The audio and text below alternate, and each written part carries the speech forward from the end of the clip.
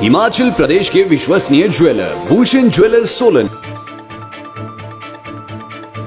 Shimla monsoon सत्र के 9वें दिन आज प्रश्नकाल शुरू होने से पहले विपक्ष ने दलितों के साथ हो रहे पक्षपात को लेकर नियम 67 के तहत चर्चा मांगी, परंतु चर्चा न मिलने पर विपक्ष ने सदन में नारेबाजी शुरू कर दी और वॉकआउट कर दिया। विपक्ष ने आरोप लगाया है कि प्रदेश में एससी और एसटी लोगों को दबाने का कार्य किया जा रहा है। नौकरियों में आरक्षण के रोस्टर को लागू नहीं किया जा रहा है।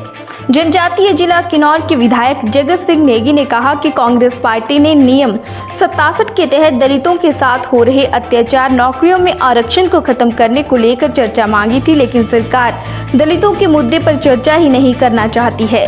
नेगी ने कहा कि प्रदेश में लगभग 40% संख्या दलितों की है। दलित क्षेत्रों के विकास के लिए जिन पैसों का आवंटन किया जाता है उसमें विधायकों को पूछा नहीं जाता है। उन्होंने जयराम सरकार को दलित और ओबीसी विरोधी बताया है। आज कांग्रेस पार्टी की तरफ से हमने सदन में नियम 67 के तहत एडजॉर्नमेंट मोशन दिया है कि सारा काम रोककर दलितों के ऊपर जो अत्याचार हो रहे हैं, जनजातियों के ऊपर जो अत्याचार हो रहे हैं और जो सरकारी या दूसरी नौकरियों में जो रोस्टर नहीं लगाकर चोर दरवाजे से जो नौकरियां प्रदान की जा रही है, चाहे वो आईपीएच में है, चाहे किसी भी विभाग में है, उसमें आउटसोर्स में है, उनमें रोस्टर का जो प्रावधान नहीं किया गया है, उस मुद्दे को लेकर हमने और विशेषकर हमारे कर्नल जयराम सांडिल जी ने, नंदलाल जी ने और मोहनलाल ब्राक्टा ने जो है, हमने जो है चारों ने जो है नियम 67 के तहत जो है माननीय अध्यक्ष महोदय को जो है नियम अनुसार जो है हमने नोटिस दिया। परंतु नोटिस देने के बावजूद में ये वर्तमान सरकार जो है, जो हिमाचल प्रदेश की जनसंख्या का दलित, ओबीसी और जनजाति मिलाकर जो है 32 से ज़्यादा परसेंटेज पर है, 40 से ऊपर परसेंटेज जनसंख्या की है, इन लोगों के मुद्दों पर जो है सदन के अंदर चर्चा नहीं करना चाहती। हम ये पूछना चाहते हैं सरकार से कि क्या कारण है कि हमारे मुद्दों पे आप बात करना नहीं चाहते, सदन में इसकी चर्चा नहीं करना चाहते।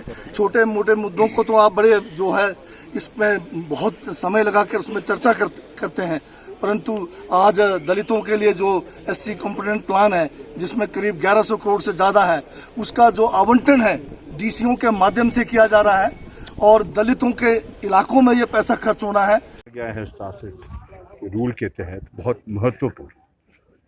और जैसे कर्नल साहब ने कहा कि पिछले कल बहुत सा दलित अलग अलग संगठनों का शिमला आया था, उसने अपना विरोध प्रकट किया। 3 मुख्य बातें मैं कहना चाहता हूँ। पहली बात है कि जो हमारा राजनीतिक सिस्टम है और जो हमारा ये एडमिनिस्ट्रेटिव सिस्टम है, ये संवेदनशील नहीं है दलितों के मसलों को लेकर। और ये इस बात से स्पष्ट होता है कि जो बहुत सा भेदभाव आज हो रहा है, उस भेदभाव को सरकार और सरकार का तंत्र कंट्रोल करने में सक्षम नहीं है, पहली बात। दूसरी बात है कि आज रोजगार का सारा जो चरित्र है बदल गया है। नव उदारवाद के चलते हुए अधिकतर रोजगार आपका आउटसोर्स्ड है, कॉन्ट्रैक्ट है, ठेके पर है और वो प्राइवेट है। उसमें आपका ये लॉ लागू नहीं हो रहा है। यहाँ तक कि पिछले कल जो प्रश्न सरकार से पूछा गया था, आरटीई के तहत, कॉन्स्टिट्यूशनल है, कॉन्स्टिट्यूशनल आरटीई जो हमारा एक्ट है जिसके तहत भर्ती होती है, वहां भी हम क्या कर रहे हैं, कॉन्स्टिट्यूशनल प्रोविजन नहीं लगा रहे हैं। ये दूसरी बात है। उज्जवल हिमाचल के लिए शिमला से ब्यूरो रिपोर्ट।